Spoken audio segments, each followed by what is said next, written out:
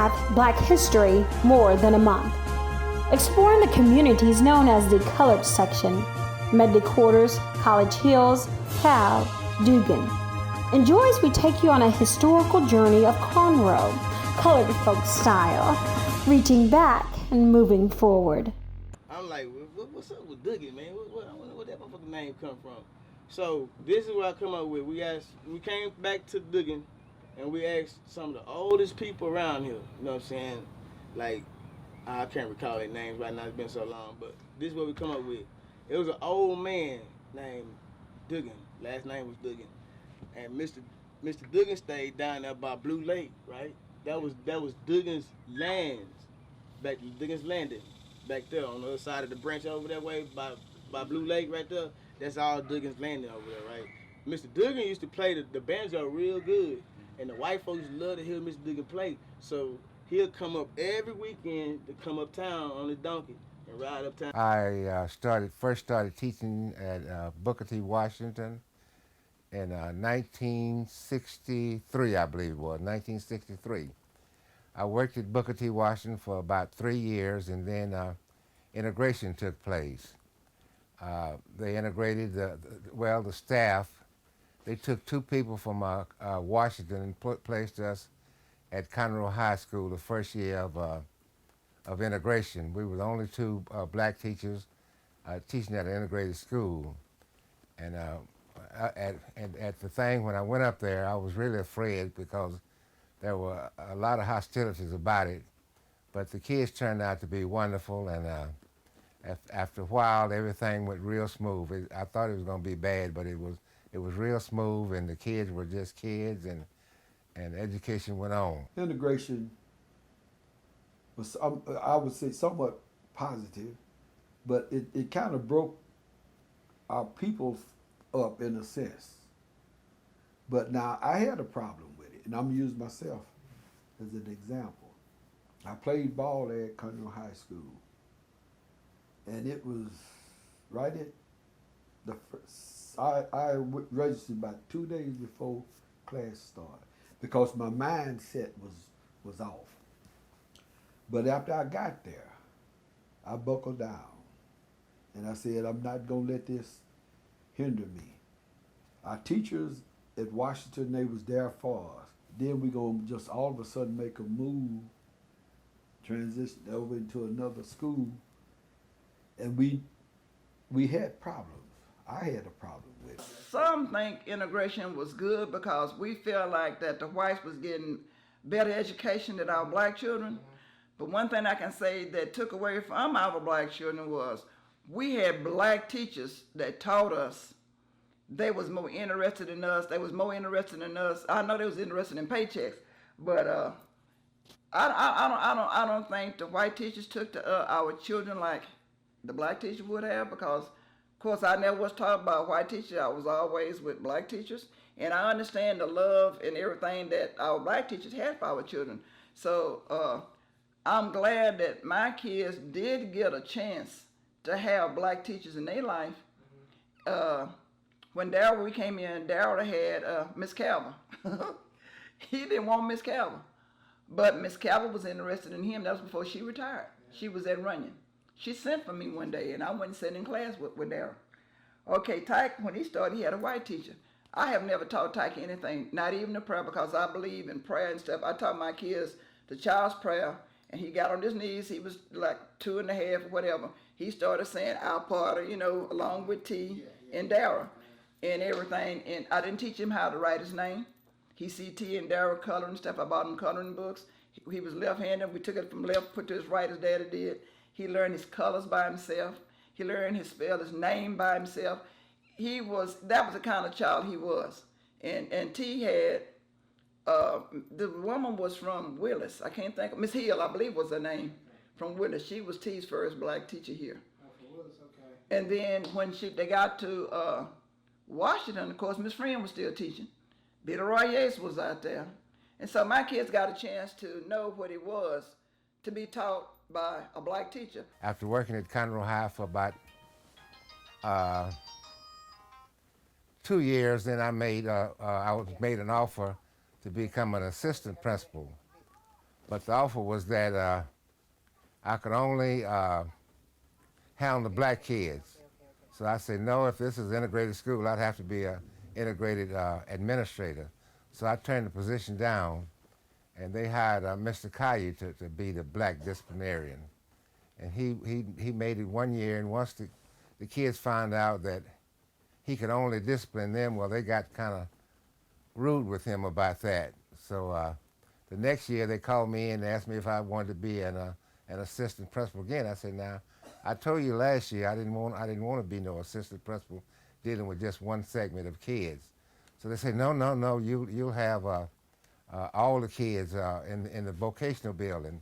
So I started out as an assistant principal of the vocational building, and there were white, Hispanics, and blacks. They're all kids, and I was totally in charge of the vocational building. And so that went on for about 2 years, and then the next time the principal called me to the office and said he wanted to transfer me from the vocational building into the main building, and he sent Elmer Gibson over to replace me in the vocational building. And then I got into the mainstream, and I made vice principal under Jesse Harwell. And after becoming vice principal, I was sent down to Oak Ridge as a principal of Oak Ridge Junior Senior High School. And then meanwhile they were building a brand new school, York Junior High School, and I was sent to York Junior High School, where I opened York Junior High School, and then for I believe about 10 years, I believe I was at York Junior High School for 10 years, and then I retired. I was born in Horton County, in the country, in 1906. I attended public school in a church for a year and a half. We didn't have a school for color cheering, so for 1.5 years I attended school in a church where we had to sit on hard pews with nowhere to put our books. Our books would be put on the floor under our seats. In 1914, the school was moved.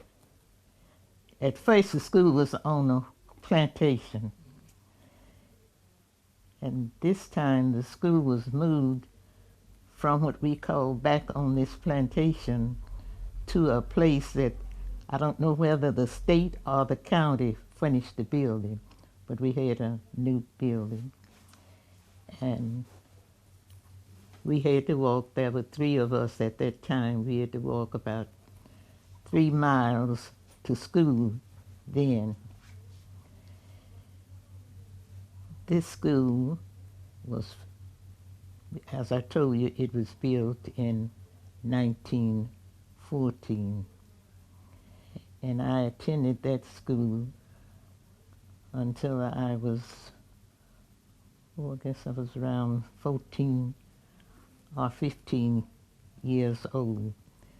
They took this school out of that community and consolidated with another school.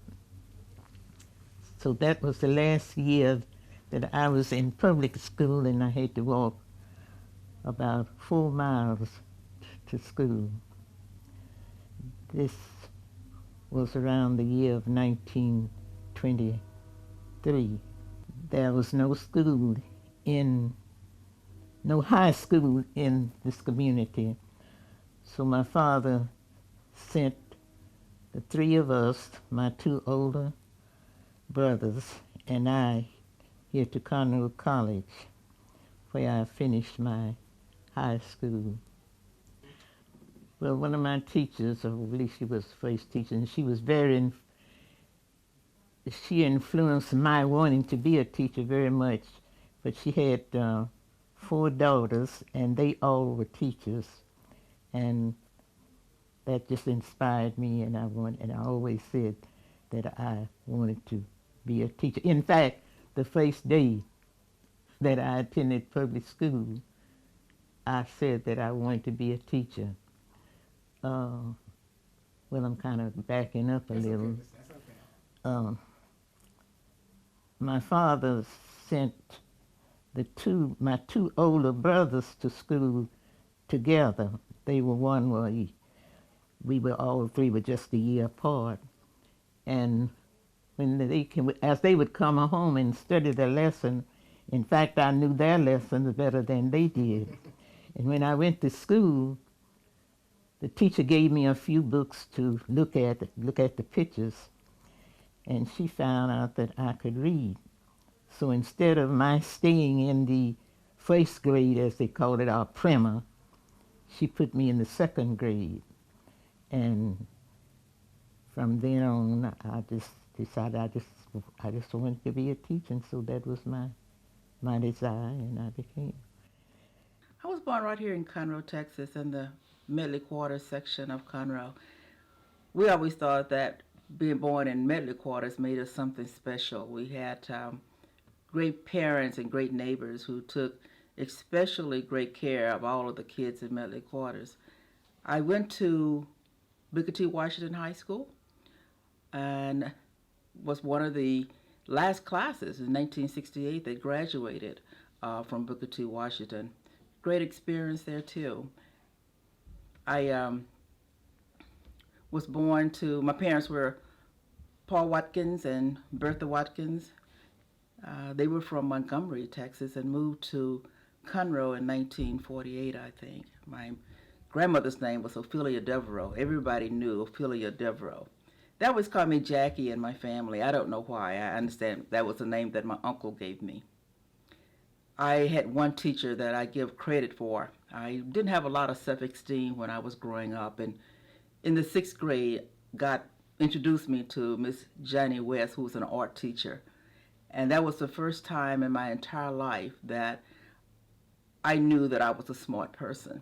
I was born September the 3rd, 1942, actually here in Conroe. But as a young child, my father got me and I was moved to Baytown, where I was reared by my father and my stepmother, Frederick and Ruby Manning. I grew up in the Baytown community. I attended school in McNair, and I was a graduate of G.W. Carver High School of Baytown, where I was blessed as a child to hold all three accomplishments for each school. In elementary, I was the flower girl, which was the highest honor. In junior high, I was the princess, which was the highest honor. And in high school, I was actually Miss Carver, which was the highest honor. I was blessed to be reared by a very Christian father and mother. After attending high school, I met Oscar Johnson, actually in my 9th grade of high school. And from then on, I was with him throughout my lifetime. We reared up in that community. His parents actually owned the Johnson's Funeral Home in Baytown, which later we purchased and went on to come on into Conroe. But these were the good times in high school. I enjoyed high school. I represented my school. I was president of the Tri-Hawaii for the state, so I traveled a lot, even into Colorado and other areas as the president of the area. So I was actually very active. I was in the band in high school. I was a student conductor there. I was over the Tri-Hawaii and various organizations. So I actually enjoyed my years in high school. I am the youngest of 7 children, but I'm the only Johnson in the family of Felders. I grew up in a little community in the western part of Conroe on Farm Road 2854. My parents were farmers and maids. Mama was a maid. But anyway, I am currently 64 years of age. I have, my wife's name is Ruby Johnson. We have 4 children, 3 boys and 1 girl. my growing up in this little neighborhood, I had basically one very close friend who was a cousin, Willie Mack Johnson. And we were like Tom Sawyer and Huckleberry Finn growing up here. And we would roam this area, the woods, 2 or 3 miles from our home, just searching out the woods and doing all kinds of exciting things. So I grew up as my oldest, well, the brother next to me was 5 years older than I was. So I spent a lot of my time with my cousin, who was 1 year younger than I. And so we spent all our time together, because the older boys were doing other things. My name is Tommy Dabney West. I was born in Bryan, Brazos County, Texas, 1936. My parents were John and Carrie Dabney. They were common laborers. My father, of course, went as far as, at that time, it was an academy in Hearne, Texas, so he went to the academy there in Hearne, Texas. My mother was really, she worked in the 1940s during World War II. She was a seamstress, so she worked at what was called in Bryant the sewing room. And they would make uniforms, and they would send these uniforms off. They sent off clothes to people in services. And as a result of being in that particular background or environment, it was always my parents' dreams that my sister and I have one sister who is older. She lives in San Antonio, Texas. It was their dream that we would always go to college. In fact, there was no question when I finished E.A. Kemp High School in Bryan, Texas in 1954. The question was not, what are you going to do? The question was that I would go to Purview, A&M at that time. Purview, I went to Purview for 4 years. My undergraduate minor was English, and our major was English, and my minor was library science. I finished my undergraduate work in 1958, and in 1958 I began my work on my master's degree. And it was intermittent because after I finished in 1958, I came to Conroe. In November, in fact, of 1958, Mrs. Dorothy Reese was getting ready to have her son, Gary. And I was asked if I wanted to work in a library, if I even wanted to work in Conroe. Well, when I came to Conroe, I was around 8 years old. We moved here. My older sister and brother had moved here. Both of them were married, and they were living here, so they wanted my mother to move here, and we did. And I was in the 2nd grade when I came here. I started school at Mitty J. Campbell School. It was a high school, it was called. They taught all grades. And I went there until I was in the 3rd grade. The next year I started over at Conroe College in the 3rd grade. And I went to Conroe College until I finished high school. I moved to Conroe in April of 1980. And I moved up here because I found a husband. And I married Sammy Howard Luke. And I'm originally from Corpus Christi, Texas. I was teaching in Houston, Texas when I met him. In Corpus Christi, I graduated from Roy Miller High School, attended Delmar Junior College. I furthered my education at Prairie View A&M University from 1971 to 75. And then I achieved a Bachelor of Science degree, elementary ed and art education.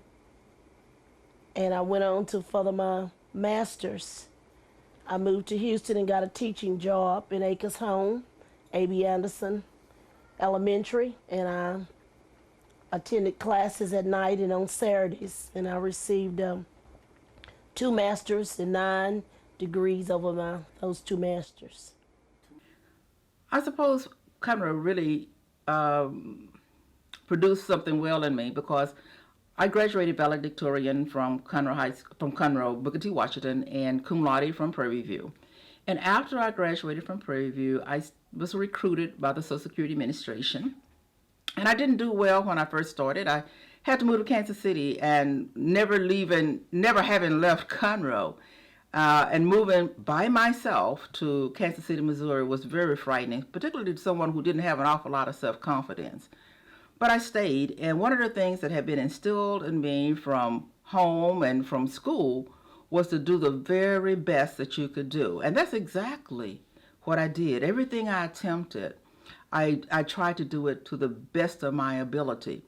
And pretty soon I moved from an authorizer, a claims examiner, and the last thing I knew, I was working on a national level as one of the national directors.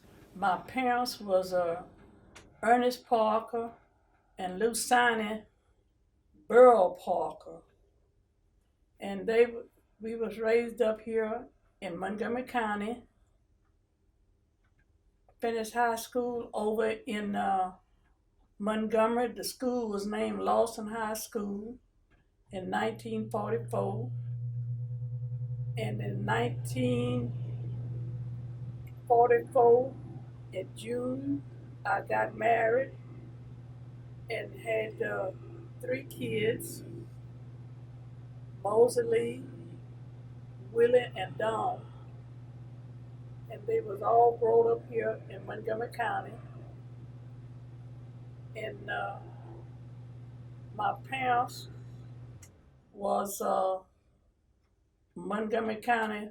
My dad was from Montgomery County. My mother was from Oklahoma. My name is Mary Louise, maiden name Fletcher Talbot.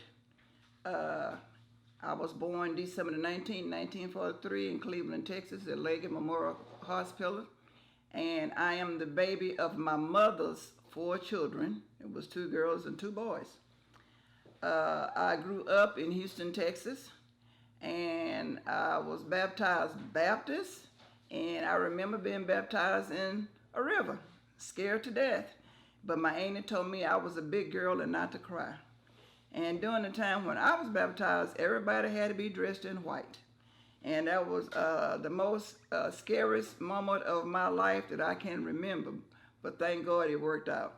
I remember growing up, and my aunt who raised me at the time was in the choir, and so was my uncle was a deacon.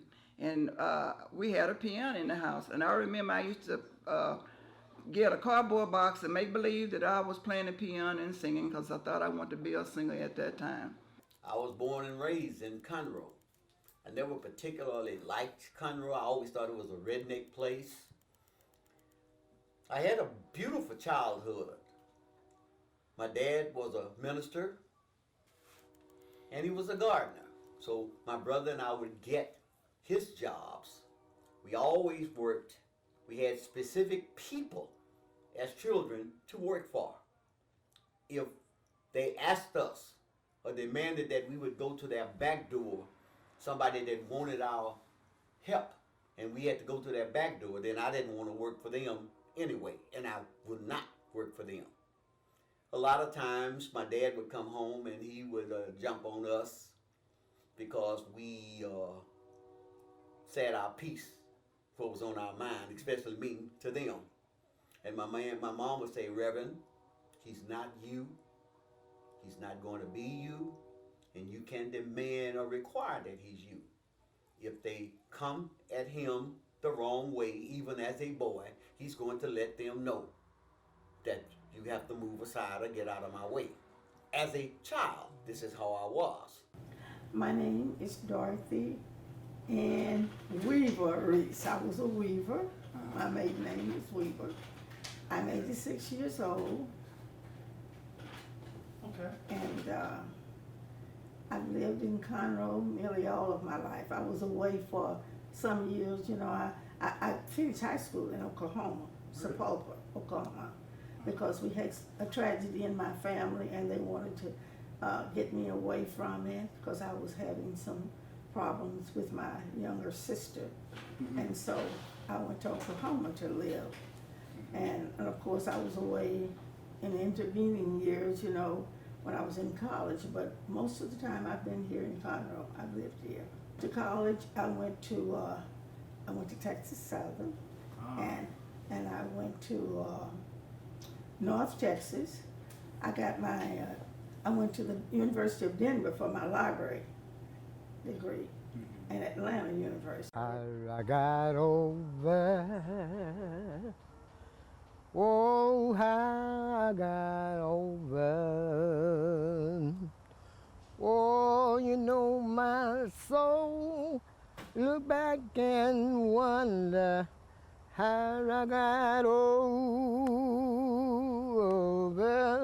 Oh, just as soon as I can see Jesus,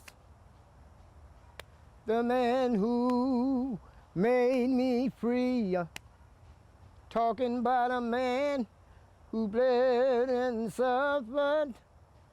One day he died for you and me. I wanna thank him because he brought me. I thank him because he taught me. I wanna thank God because he kept me.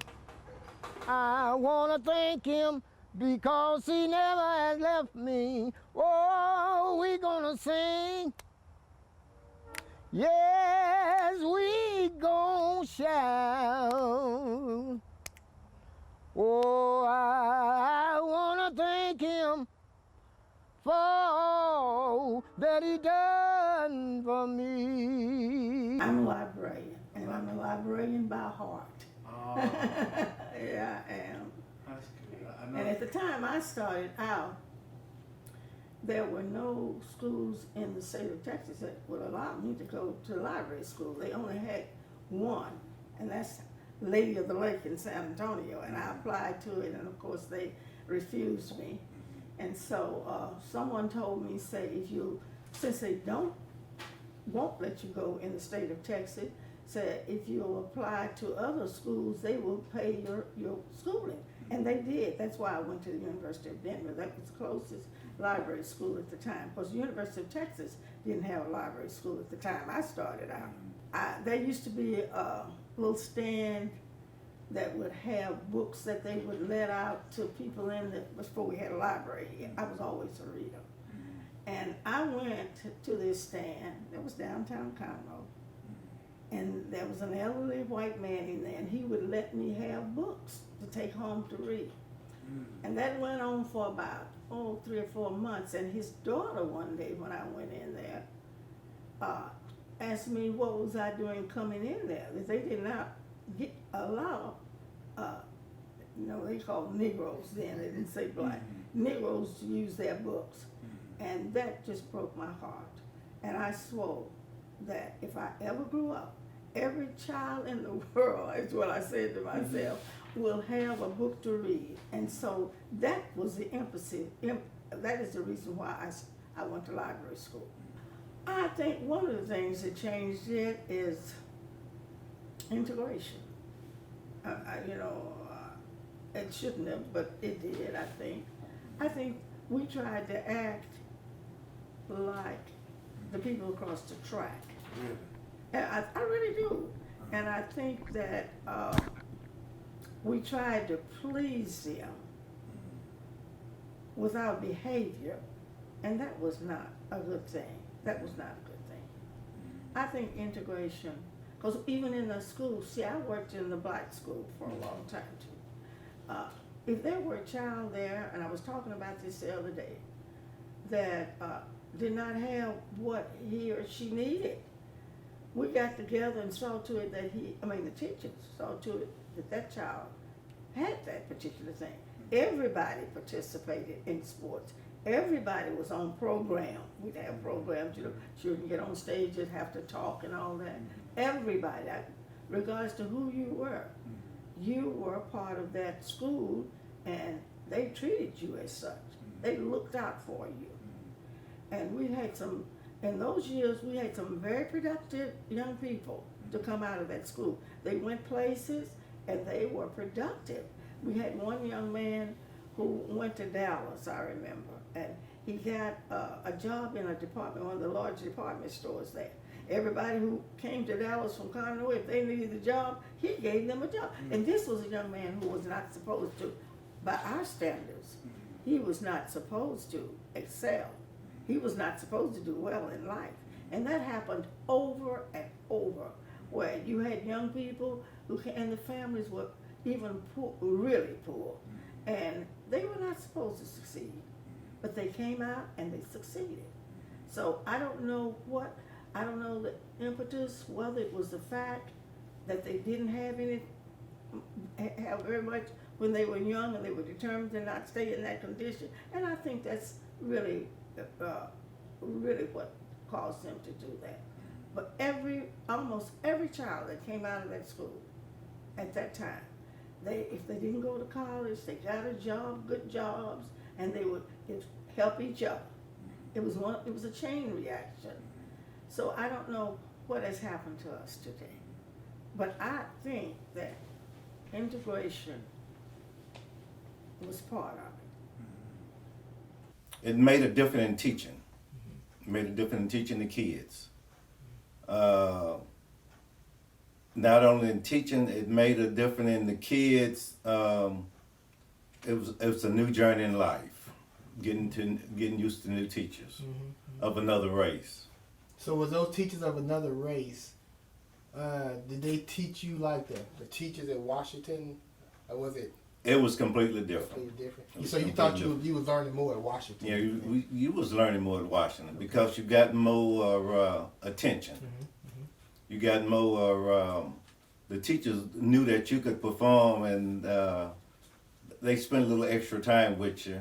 Not only sitting down having a little conversation with you, but they had more. You had more respect for them too, because they knew you could advance, and they gave you the opportunity to advance. Integration with the introduction to Conroe High School, for me, it was traumatic in that I had exposure to white kids and the white community as a youngster, but being put into the school in that fashion was very traumatic, because it was at a time when I was really looking forward to the 9th grade at Booker T. Washington. That was a time when we really were being introduced to high school. And so there were some pledges and there were some things that a 9th grader was looking forward to. So integration, having to move over and deal with the white-black issue, whites name calling and all kinds of other things that we dealt with there, was kind of traumatic, and it took away from the educational process as well, because you was dealing with so much of that. On the other hand, when we went into integration, there were some benefits for us, because like teachers having to buy their own supplies, we had to do that when we were at Washington School. We were responsible. If you had something that a bulletin board to fix up, you bought that. You went to the schoolhouse store and you bought that out of your own money.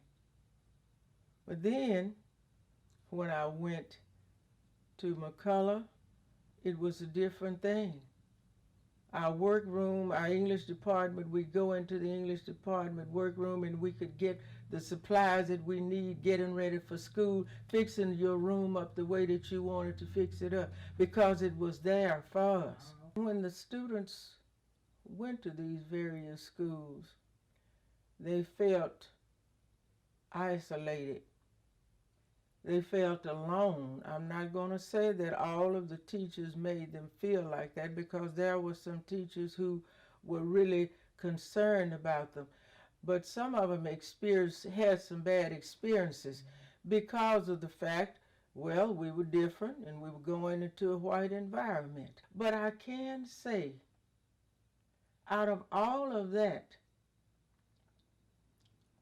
I made friends. I have friends now that I've known for 30 years, white friends, that we taught together from the beginning of McCullough on through the Woodlands High School, and I meet with 3 of them right now. We go out to dinner. I have one that has gone on, Marty Dodge, who has gone on to Michigan, and we call and we stay in contact. My opinion of integration on the black community, as they call it, is that if the so-called leaders, if they acknowledged who they are, even if they know who they are, there really wouldn't be a large problem. We have for so long called ourselves what other people wanted us to be called. We never ever said we are this, we are that.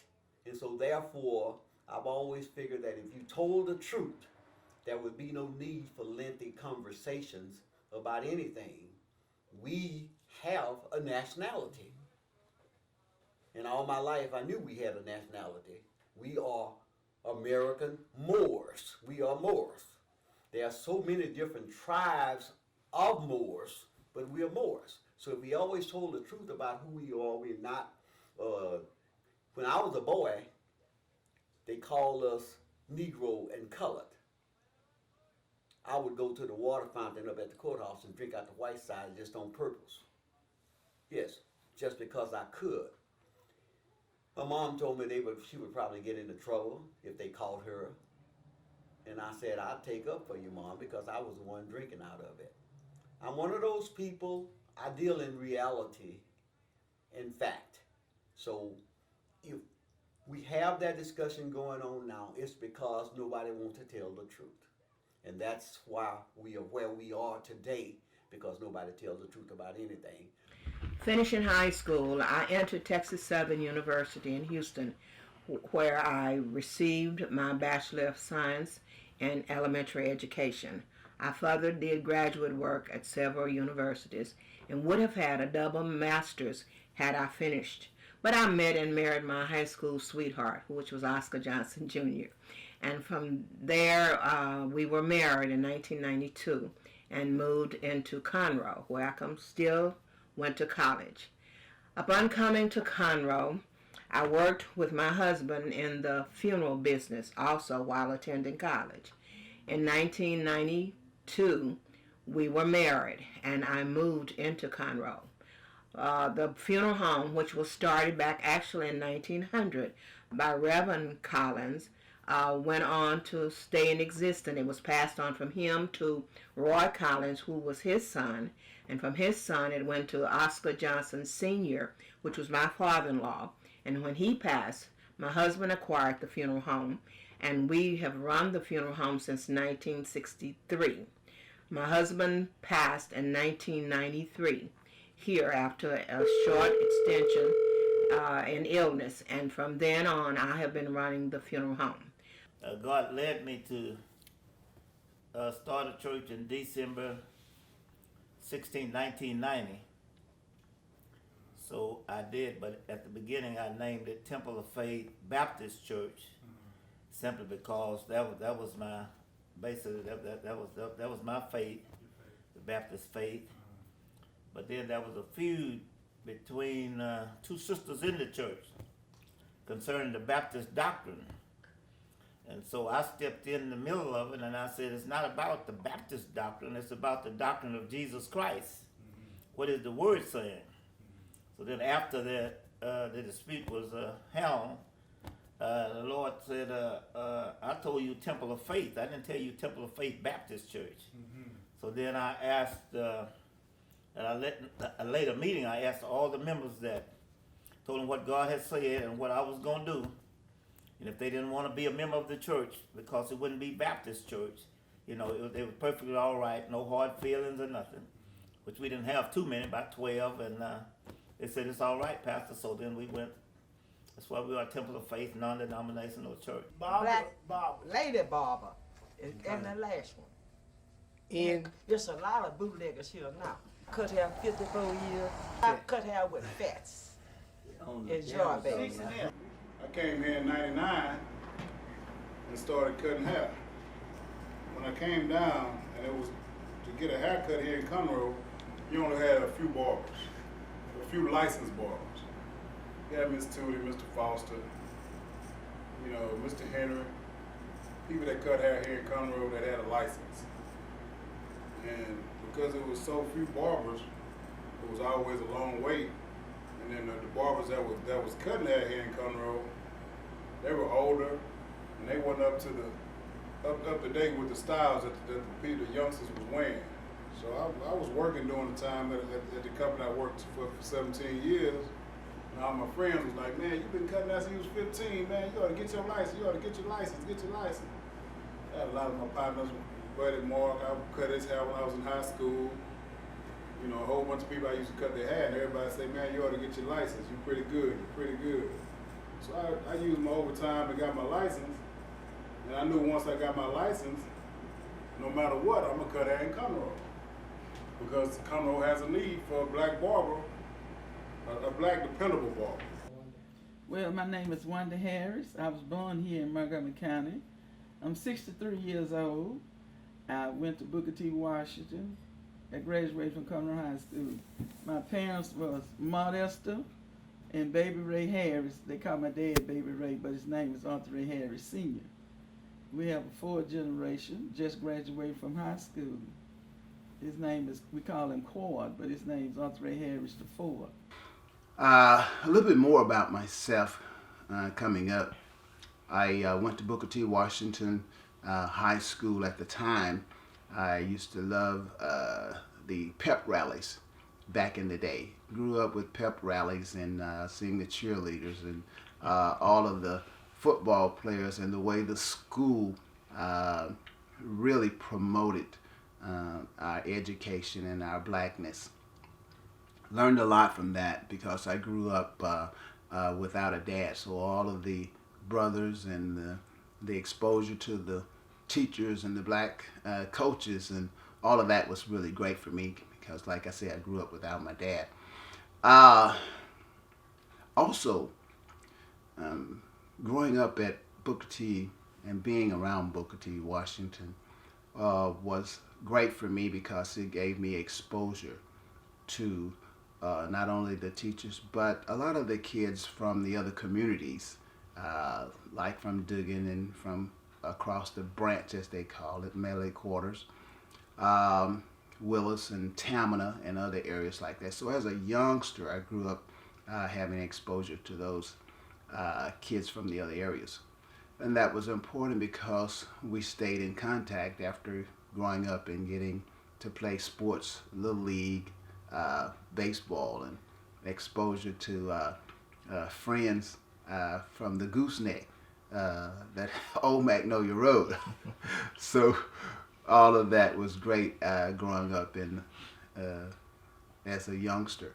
Well, I went to Booker T. Washington from 1st through 12th and graduated, and then I went on to Prairie View A&M University and graduated, and thanks to Mr. Archie, my encourager, said that if you could do it in high school, you can do it at Prairie View. So that sort of encouraged me to continue. And I'm married to Robert Louis Crawford for 45 and a half years. And I have one child, Crystal Olivia Crawford. And I go to Jones Chapel, as Wanda said. And I started out at Pilgrim Rest Baptist Church under Reverend Cole. and continued under Reverend Curry. But when I got married in 71, I realized I needed to be at the same church with my husband, so I joined Jones Chapel Baptist Church. Community unity event. We're doing this to bring the community together, for one thing. One of our good friends, Bernard Traylor, better known as Shantone Traylor, who used to always try to get us all together, to do something, to have a good time, you know. Let's barbecue, let's fry some fish, let's do some crawfish, let's do something. This is what I want people to understand. We're trying to get a community thing together, you know, power. We're using Shantone Bernard as the stepping stone to bring everybody out, for everybody to understand what he did and what we're trying to do. So he brought people together like this. This is what we're going to do for him. And at the same time, start an epidemic to get everybody to come together. In 2005, my mother became extremely ill and needed some real special care. So I requested a transfer back to Houston to take care of my mom, and it was granted. My encounters with all of the places where I had traveled to is that there are a great need for our children. There's just too little attention being devoted to helping our children to develop into the kind of person that I felt like I had developed into. So I had 20 horses, and I had bought a ranch, and I started inviting kids over, and we started with like 5 or 6 kids. And then pretty soon they were bringing their parents and they were bringing friends. And who would have ever guessed that I would end up one day with 75 kids coming out? And I knew I had to do more than just have them out riding the horses and just chatting with them. So I decided to do something different. And I started an organization called 12 Stones for One High-Low Incorporated. And what it was to do was to work with our young kids, regardless of what race they were, regardless of how old they were, but particularly those at risk. I'm Beulah White, and I was married to Spencer White Jr. for 44 years. He and I got married, and we had 4 children, 4 beautiful children, 9 grandkids, and now we're happy to have 1 great-grandson. Of course, Spencer is deceased, but he's still living on through his great-grandson. And we had a rewarding life together. We raised our children up in the church, and I thank the Lord that they're still in church. And mostly I want to talk about Spencer because his life has been such an inspiration to other young people. His only desire was to become a peace officer. So he started working for the city of Conroe as a dispatcher in the late 70s. And he liked it so that he went to the police academy. Him being the oldest in the class, he wasn't able to keep up with them. But later on, he began to work for Billy Colson, where he became constable, and he thoroughly enjoyed it. And he started working with the Montgomery County Constable Department in 1981. And he worked there until his retirement in 1994. But during his time of working in the Constable's Department, there was an organization called, the officers had what they call reserves, and he was very instrumental, very instrumental in getting that organization started, which he was rewarded for that. But he worked his way up to the rank of major. And I remember after his death, a young man from Austin called me to tell me that it was because of Spencer that he is a police officer now. And he highly respected him.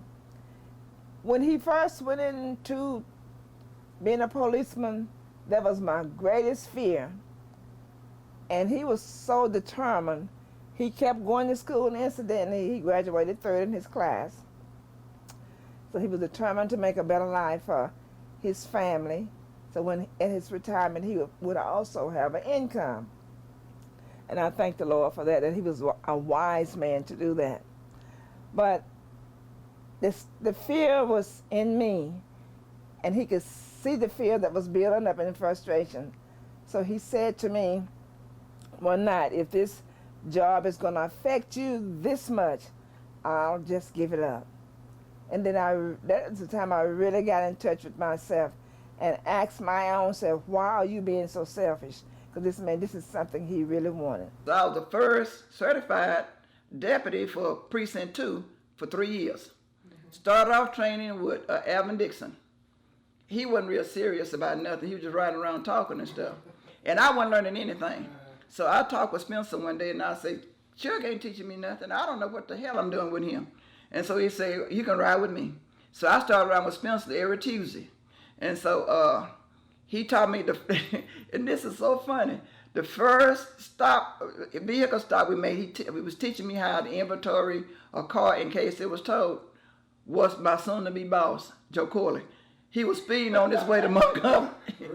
And he goes, Spencer, what y'all want? And so, I think he took it in stride too. So that was my first road stop. And so I went on from there. So it got to the point that I started doing warrants by myself. They gave me a car, to the Lynn car, and another female rode with me. So we was going out serving warrants where these men wouldn't even go, and they couldn't get them done. So me and this girl got it done. So one Friday, I was taking a shower, getting ready to go to Houston to Operation Pool with my friends to play bingo. I get a call from Montgomery County Sheriff Department. Told me to hurry up, get up here. Just like that. And I said, okay. So I got dressed what I was going to wear. I couldn't wear up there because I was putting on a pair of shorts. So I had to get some blue jeans and another shirt and throw on and run up to the courthouse. They took me on up to the 5th floor. Sergeant Mullins was my first sergeant. He was there. He said, take her downstairs, let her get a uniform. I mean, just like this. Take her downstairs and so she can pick out a uniform. So I went downstairs and all these, I was small then. Got all these uniforms, so I picked out 3 uniforms that was decent. And so I came back upstairs, filled out my application. So they told me to come to work on July the 1st. So I started with the Sheriff Department July the 1st, 1984. So were you the first black female? I was the first black certified female officer for both Precinct 2 and Montgomery County Sheriff Department. My name is Melissa Friend. I'm originally from Alabama, Foley, Alabama. The youngest of 6. My parents was entrepreneurs. My mother and father owned nightclubs, and my father also had a outboard motor company, a business. And I got into entrepreneurship because I always wanted to own my own business and work for myself. When I was working, when I thought about it, I thought I would just retire and go into entrepreneurship full time. It's always something I've been wanting to do. At one time, I had a business here in Conroe off of 105 at J&S Express. My mother and I owned a restaurant in the back of there. Then later, that was in the early 80s. In the early 90s, I had a paint and body shop. And I went to school and I have a associate's degree.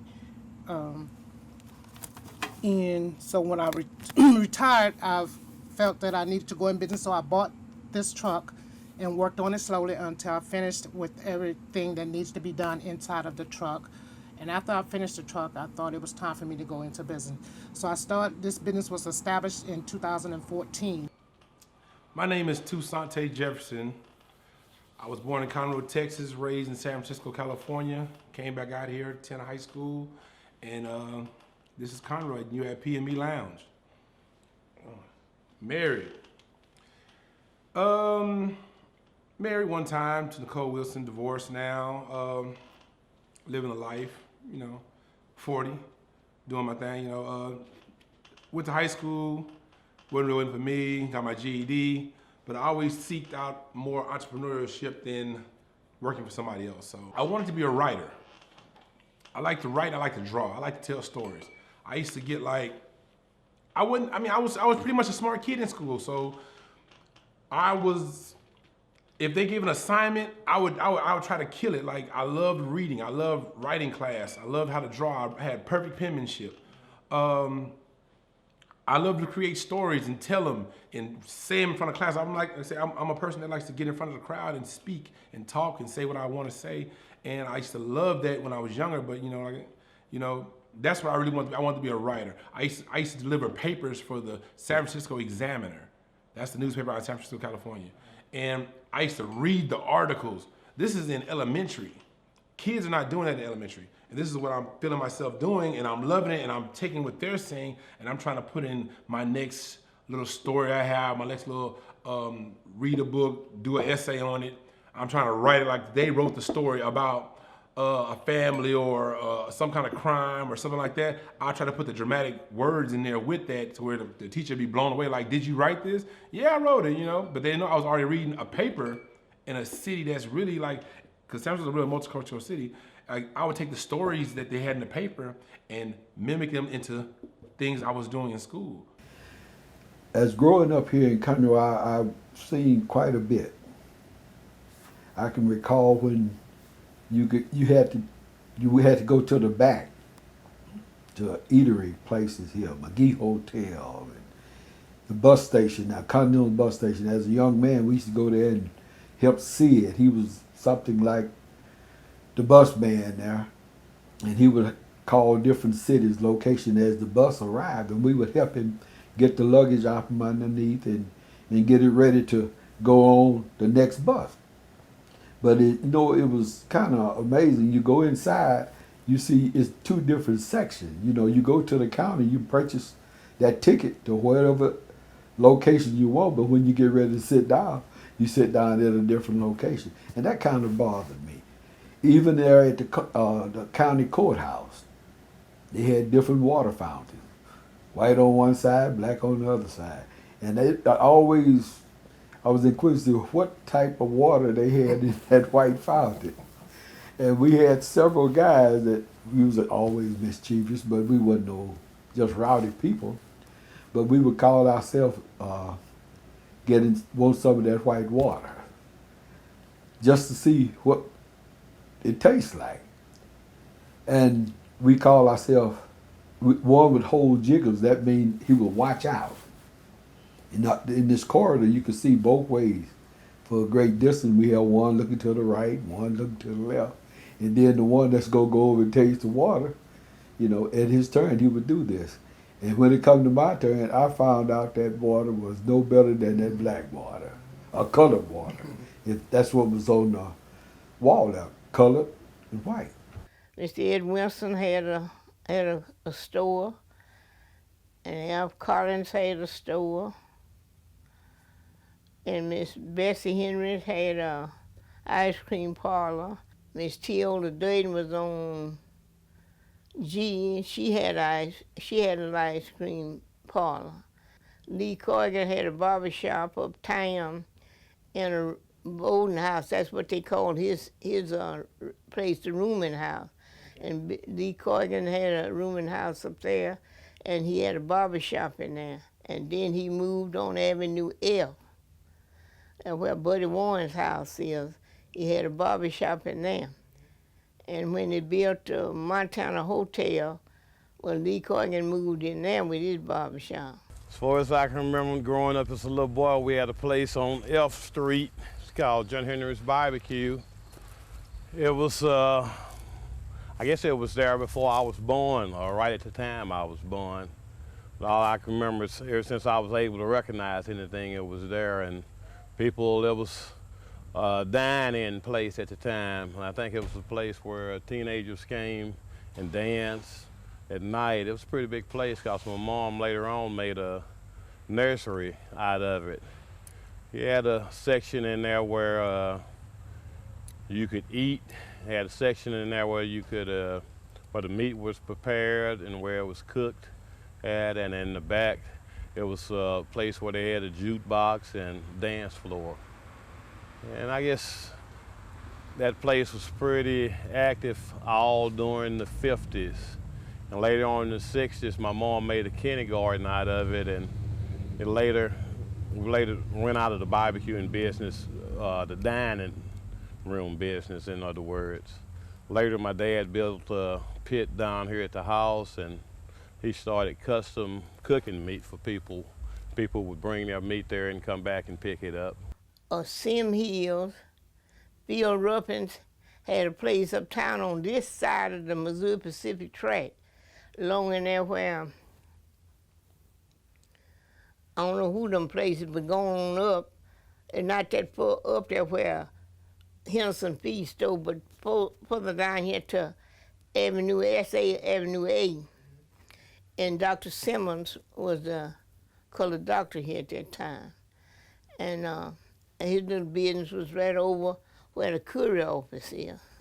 And Bev Lewis had a boarding house, a picture show, outdoor theater, no top on it. We just read, it didn't talk. And then on Avenue F4, you'd come there, well, RQ had a place over there. You know, club business, man, I had 3 places in this town at one time. I had the one on 13th Street, and I had the one right here on 45 and 2854. And I had another one out on 2854 out across the track over there, man. And it was good business then for it to be what it is now. You know, we have 2 places in this town for black folk. At one time, we had as many as 10 or 15. My first cousin, Johnny Madison, he had the club on 13th Street. RQ Franklin, he had a club over here on this side of town and on the other side of town. And Mr. Marty Bradford, he was up there, Robert Black and Moselle. It was just a bunch of us in the business. That's why I wanted to get into it, because it looked like everybody's having such a nice time. But I started working for a guy who had a club. And I liked the entertainment. I always liked to talk with people, and I liked to dance and be out among people. So that's my way of meeting the public, you know. And after that, well, I decided I wanted to go into business. So when my cousin died, I got his business down in Stoneham on 2854 there and 45. And from there, I started my own. And then, like I said, I went to the 3 in the end. But and I've had a lot of fun doing it. I mean, I still like it now, because you meet good people. And then after that, they, Horn, we called her Horn. She had a beer joint, and on 10th Street, Miss Laura Hood had a beer joint there, and then Mary B. bought it. Old Main Bill Collins was on the ticket first, that which was Uncle Roy's daddy. And they didn't have no funeral parlors then. When you passed, they'd lay you out and sit up all night long. People had certain times to come, and they have a big log fire out there, and they'd roast sweet potatoes and peanuts and sit up all night long, and then the next day they had a funeral. And they wasn't carrying you at that time in no hearse. My grandfather was driving a hack with them 6 horses up to it. I've been barbecuing about, oh Lord, ever since I'm about 25 years old. And I really learned how to barbecue from my daddy, old taller than a kilo. And that's about the only one in the family really know how to barbecue, because all my sisters and brothers, they always come to me to do all the barbecue, because I stick on my dad all the time, watching kill goats and hogs and whatever.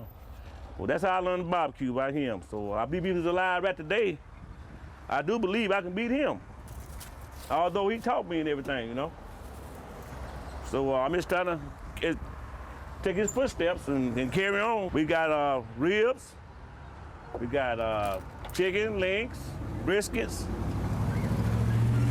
chicken. I said that. But anyway, links. Oh boy. Just take a look at that good old chicken right there. Oh, good old link there. Got that good old barbecue sauce there. I mean that the Taffy barbecue sauce, we call it. I didn't want to be in no barbecue business. One morning, I show up with a with a turkey. They never heard of a barbecue. They did have smoked turkeys, but nobody had ever heard of a barbecue turkey. When you barbecued the turkey, it turned out to be so far better than a smoked turkey that it just put them in a place where they'd never been before. And they said, is there an end to anything that you can't barbecue? I said, I can barbecue ice cream. Oh, Carrie's Playhouse at Hoodoo Man's Place. That was the name of my club, and I went in with a lady here. We was partners in the place, and beyond my explainable, I had a little old thing. I couldn't get the license, so she did, and we went in together. But all my luck in life, I always was around women. I had more luck dealing with women than I did men because women is not as jealous as men. And I never had, I made a little old mistake. I was dealing the youngsters selling that beer tongue when probably I wouldn't, but they was buying and I was selling. And the boy asked me, said, did I know that boy was such an age? I said, man, he done drinking them 3 beers, cash registers and cool off, and he gone. And you come in here and want to hold the beer in your hand all day. One beer now. And he looked for me to say in business and tell me I didn't take care of business right. Now, whether when you rather see me operate or sitting here talking about what I had.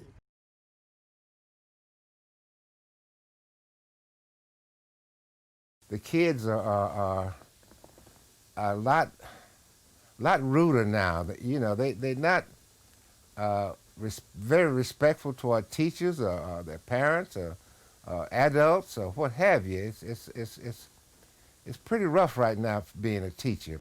It's because of the lack of parenting in the home and discipline in the home, because they changed the laws going from the school and everything was abuse. And I was growing up, if you didn't get no whips on your back, you couldn't prove to your buddies you got no whooping. So that's why children are so wild and into so much today. See, it always goes back to the family. Back in the fall of 1988 at Conroe High School, it was on a Friday night. I never forget that night because it was our oldest son, Roderick, his freshman year at high school, and they was playing Lufkin, Texas. And so we all went to the football game that Friday night, myself, my husband, and our sons. After the game was over, immediately after the game was over, we all left. And I'll never forget, we parked on the side, a visitor side, because there were so many people there. And so the next morning in the newspaper, it was that a fight had broke out after the football game, and a kid had, I think, got his leg broken. And so a lot of students were involved. And so my son goes to school that Monday morning, and he comes home and says that he was going to be expelled and he's going to be put in detention because they say he was involved in a fight.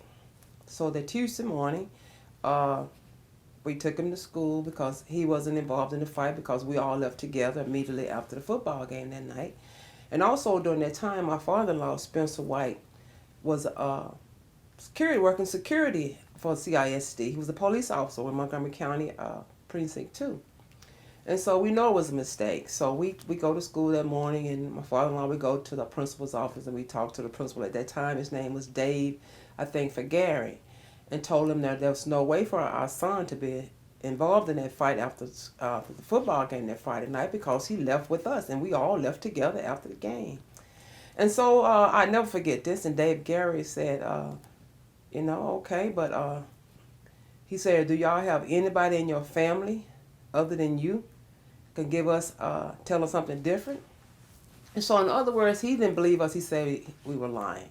And so then I come to find out there was some more black young kids was accused of being in a fight, and they got expelled also. So because of this incident, because of our kids were being treated unjustly, myself and my husband Carl, along with Ann and Ed Stone and Paula and Preston McBride, we formed this organization called the Parent Action Committee. The nonprofit became a business for me. Nonprofit, however, but a business. I also have electrical contracting business. And I guess I learned all of that from my work with Social Security as to how to manage a business. But what I saw was that a lot of blacks really need a chance, really need some assistance in developing a business that can benefit their economy. When we talk about business disparity, there is a great disparity between what black businesses are doing and what non-black businesses are doing. In fact, I was reading a report, a study done by MIT Press, and it said that black businesses, the wealth of black businesses were only about 6,000 compared to 67,000 by non-blacks. So my aim was, just like I achieved what I have achieved personally, there must be something I can do to help the black race, the black businesses achieve. So I started the Texas Black Business Council for Montgomery County. It's based in Montgomery County. And it's really strange because when I had the idea, other people also had the idea. And fortunately, I was able to partner with Carl White and Benjamin Lawrence, and we developed what we call the Texas Black Business Council. And I was born in Walker County, Huntsville, Texas, and I moved to Conroe in 2001. And like I say, I recently became homeless about a year and a half ago or so.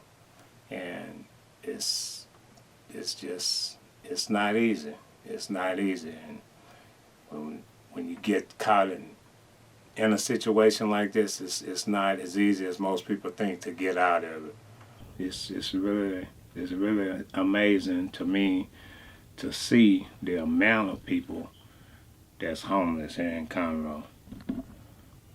And I've run across a lot of people is in the same situation that I am. Got to know quite a few people that's homeless.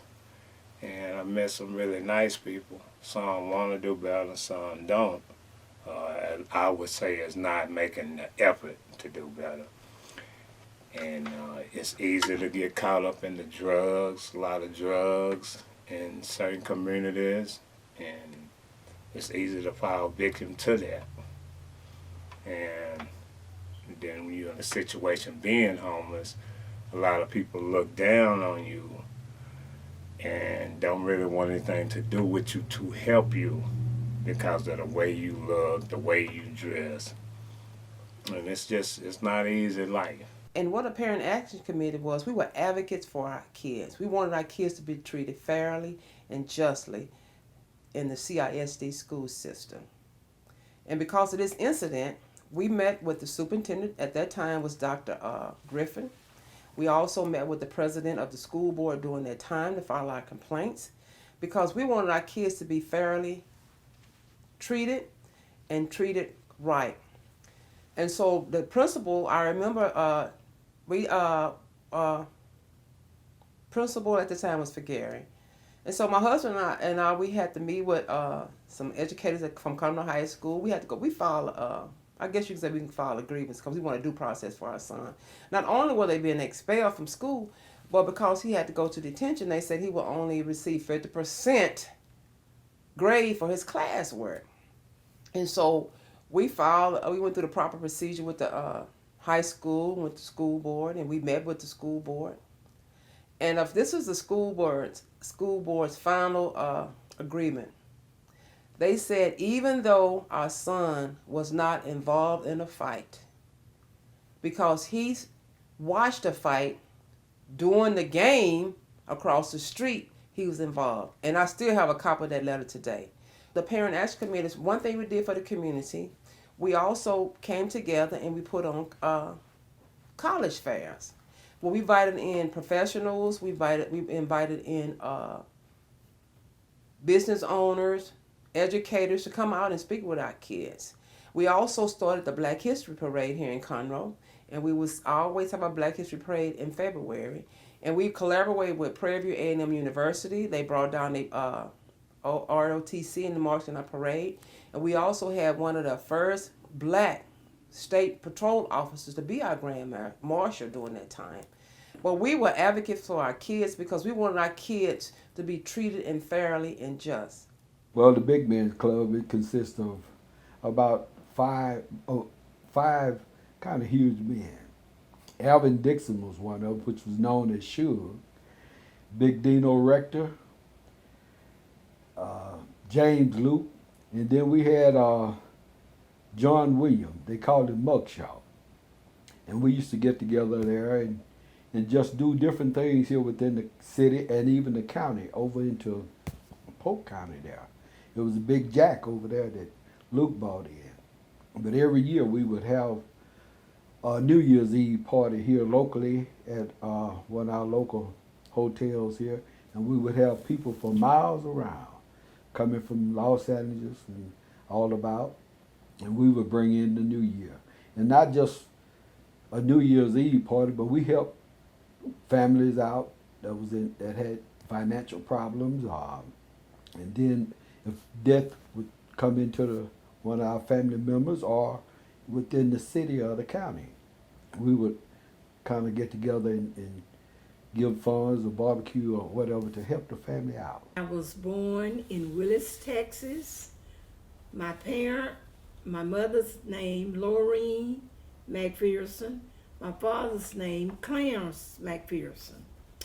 And my family moved down here in 1949.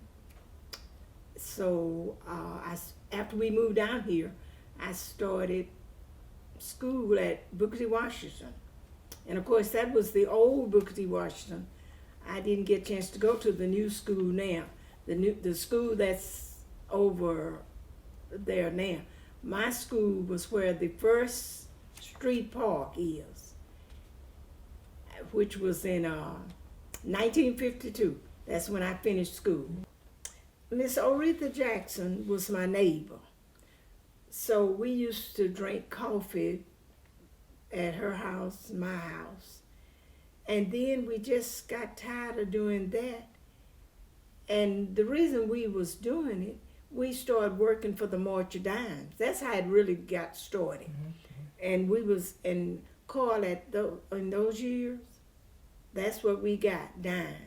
But we were so proud to get the dimes, and when we got through collecting, we had a nice amount because a small amount meant a lot in those days. So that's how we got started. And when we got tired of drinking coffee, we just decided, well, what else can we do while we yet collect for the March of Dimes? And so we just started sitting around talking about it. And that's how we came up with the Conroe Afro Club. We just decided to form a club and then do some things for our children. The main thing was to keep our children off the street, give them something to do. So that's what we did. And it was Miss Jackson, Miss Ruth Jones, Miss Frankie Debro, let's see, Miss Frankie Debro, and I think it was just the four of us. And we started meeting, going from home to home. And of course, Miss Ruby Johnson came in, just dropped in one day on our meeting. And of course, she soon became a member of it. But we just had so much of fun trying to do different things to keep our children off the street. And so we started having back to school dances, out of school dances, 19th of June celebration, and crown Miss 19th of June, fish fries. You mind if I look on my paper? Yeah, go ahead. Yeah. We just done so much, and we had a lot of fun doing it. And this was for our children because at that point we decided to start giving scholarships. And our club was formed in 1964, and we didn't have a banquet scholarship banquet in '64. But our first recipient that we did something for was Irma Jean Jackson. Irma Jean Jackson. As I say, we grew up with the Conroe Alpha Club. My mother was the president for, I guess over 30 years. Once she got to be the president, just continue. And they started getting sick and passing away. So a good friend of mine's, Kathy Mitchell, said, why don't we started the Conroe Alpha Club back up? Don't let it die down. And so that's what we done. The members that was already in the Alpha Club, the daughters, we kind of took it back up, built it back up so it wouldn't die. And that's when we are still in existence now, the Conroe Alpha Club. And then we asked some outside members, Miss Crawford is one, if she'd like to be one of the members, and she said yeah. And that's where we are now. And we use some of the same ideas that they do for fundraisers. They used to have a Go Western dance and fish fries and stuff like that. And so we still do that too. Starting Martin Luther King's son, probably gonna be about 1990. Actually, that's when it was actually started, 1990. And when we started out a little bitty building over on 10th Street. Then we moved to another building on Avenue F. But how it really got started, we were talking one day and over on Avenue F, there's a guy was telling me about was a rape that happened right there in those tall bushes in there. So we started out by cutting bushes down. We started bushes down. Then all of a sudden, looking around the community and observing it wasn't nothing in the community for our kids. So I didn't know what I was doing, so I said, well, we're gonna start a Martin Luther King Center. So we started the Martin Luther King Center. We went to Austin. We got a charter. We got our tax exempt and et cetera. In the beginning, we had a large number of kids, but it didn't take long. We ran into a shock. We were thinking, hey, we trying to help all these kids. Man, we won't have no problem getting them help. But we ran into that dead end. But that didn't stop us to keep on trying to do what we was doing. And the purpose of our ministry is not to build a big congregation or to be recognized by a lot of people. We's here to serve the weak and the poor. It's protect the weak mostly, because there's people that come to us with little minor things that they can't really go to a large crowd or to a high up person because they don't have the ability, and then a lot of times they don't feel comfortable. So we's here for the rejected, the outcasts, and the unloved. We's here for to protect the weak. Whoa, we gonna wear a diadem in that new Jerusalem. We gonna walk the streets of glory to that homeland of the soul, coming up from every nation on my way to that great coronation, coming from the north, south, east, and west, be on the way to the land of rest. We gonna join that heavenly choir. We gonna sing and never get tired. I've got to thank God because He kept me. I wanna thank Him because He never has left me. Yes, we gonna sing. Oh, we gon' shout. Oh, I wanna thank Him for all that He done for me.